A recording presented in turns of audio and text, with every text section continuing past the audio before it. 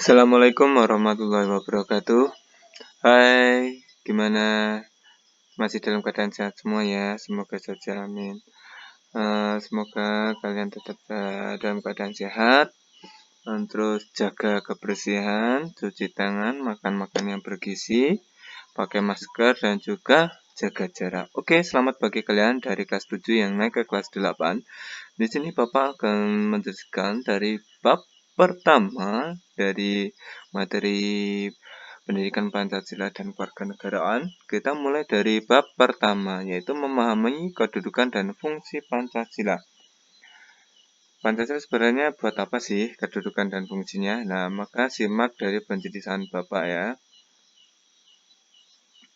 Para pendiri negara Republik Indonesia pada tanggal 18 Agustus 1945 menyepakati dasar negara adalah Pancasila. Nah, istilah Pancasila itu sendiri menurut Datsy Darmodiharjo, Sarjana Hukum 1995 halaman 3, sudah dikenal sejak zaman Majapahit pada abad ke-14. Terdapat dalam buku Negara Kertagama, karangan Prapanca, dan buku Sotasoma, karangan Empu Tantular.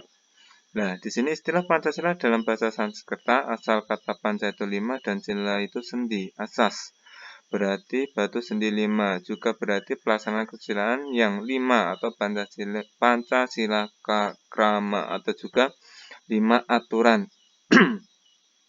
Jadi istilah Pancasila sendiri itu tidak asing ya. Sebenarnya dari kerajaan zaman dahulu sudah digunakan, tapi diadaptasi lagi atau diambil lagi istilahnya pada masa sidang BPUPKI yang disampaikan oleh Insinyur Soekarno. Nah, lebih lanjut dalam buku tersebut, Pancasila memiliki dua pengertian, yang berbatu sendi yang 5 dan pelaksanaan kesusilaan yang 5, yaitu dilarang melakukan kekerasan, dilarang mencuri, dilarang berjiwa dengki, dilarang berbohong, dan dilarang mabuk atau minuman keras.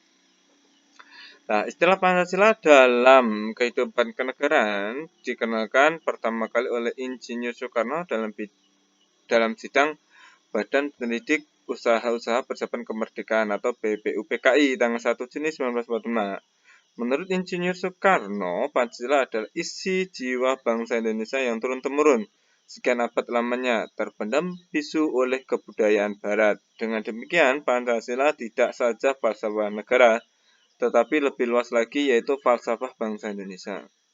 Muhammad Yamin menjelaskan bahwa Pancasila berasal dari kata panca yang berarti 5 dan sila yang berarti sendi atau atas dasar atau peraturan tingkah laku yang penting dan baik. Dengan demikian, Pancasila merupakan 5 dasar yang berisi pedoman atau aturan tentang tingkah laku yang penting dan baik.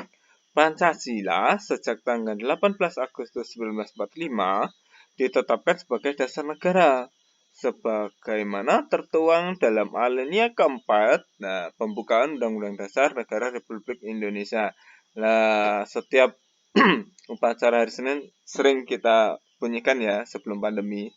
Nah, secara umum fungsi dan peran Pancasila menurut TAP MPR nomor 3 garis miring MPR tahun 2000 tentang sumber hukum nasional dan tata urutan perundangan dinyatakan bahwa Pancasila sebagai dasar negara. Ingat, Pancasila fungsinya sebagai dasar negara. Oke ya, garis bawah tebal catat.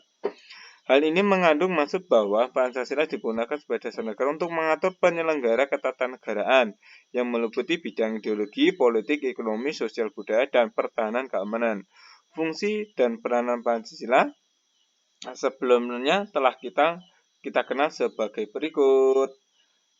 Nah, Pancasila sebagai jiwa bangsa Indonesia, Pancasila sebagai kepribadian bangsa Indonesia, Pancasila sebagai sumber dari segala sumber hukum, Pancasila sebagai perjanjian luhur, Pancasila sebagai cita-cita dan tujuan bangsa Indonesia, Pancasila sebagai satu-satunya asas dalam kehidupan berbangsa dan bernegara, dan Pancasila sebagai moral pembangunan. Oke.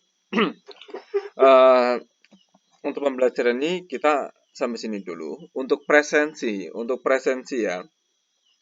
Untuk presensinya kalian dari poin 1 sampai 7 itu kalian pahami dan beri contoh satu saja, oke ya. Jadi dari poin 1 contohnya 1, 2 poin contohnya 1 sampai poin 7 contohnya 1. Nanti difoto, dikirim di grup materi pelajaran. Oke ya. Ingat, absennya lewat sini, lewat ngumpulin tugas ngumpulin foto contoh dari 1 sampai 7 poin ini tadi, itu absennya. Oke ya.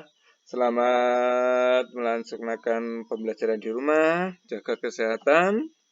Jangan lupa like and subscribe, juga share ya untuk teman-teman kalian yang ada di sekolah-sekolah lain. Sekian, jaga kesehatan.